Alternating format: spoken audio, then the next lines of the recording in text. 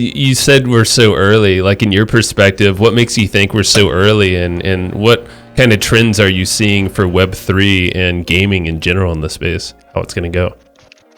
Well, what I'm seeing recently is the deviation from using the term play to earn to play and earn.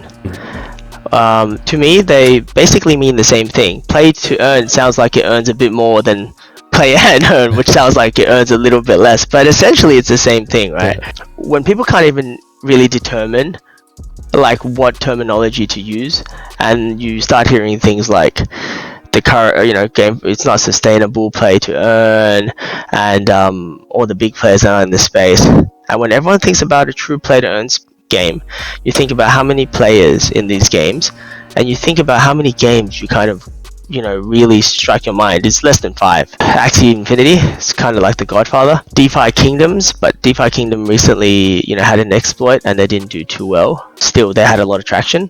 Cyball, Revv Racing by Animoca brands, the Wasted Lands. Obviously, then you got Splinterlands. I mean, there's more than 25, but the ones that really strike your mind, it's only really a handful. But when you realize that's all there is, and the amount of users that they have is, compared to the real market, a real gaming traditional market, is very little. You tend to realize, wow, it's very barren, and everything kind of started that way. If you think about any form of technology, cars, phones, people didn't understand, but over time you become kind of accustomed to it. So that's why I think it is actually very, very early. What would you say, because I know guilds play a part on onboarding, would you say that that's one of the biggest purposes or focuses of Avocado Guild, at least right now? 100%.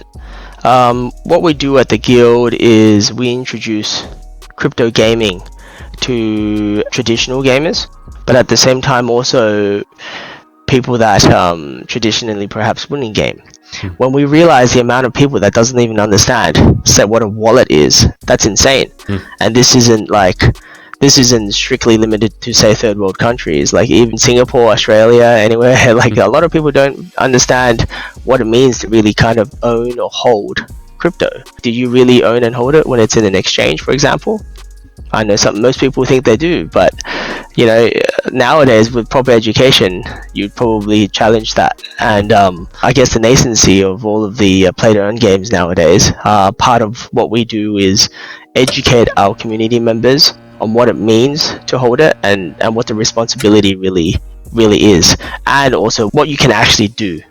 So when you hold it, you can trade it off to different tokens as opposed to just always converting it to fiat. And sometimes everything starts with planting a little seed in their mind of what the possibilities can be, and before you know it, you with enough numbers you get conversion, and then education begins. Like with the team in Avocado, it's all about instilling that inquisitive questioning into their brains and making them kind of realize the potential of what can be.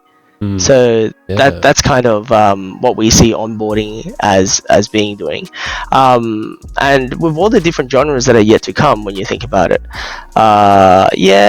shooting games, strategy games are super cool, but what about puzzle games? What about hyper casual games that people play in the real world when they're transiting to and from work? What if I gave you a very basic thought? For example, everyone's messing with their phones, let's just say for half an hour to an hour. What if during that time of messing with your phone you can make a couple of bucks, $1-2? Would that change the way people respond on the transit to work? Possibly, especially when you combine some natures of Web2, such as being able to mingle with your friends, having a common topic to talk about. Exactly. We're seeing terms like GameFi, SocialFi coming into this space.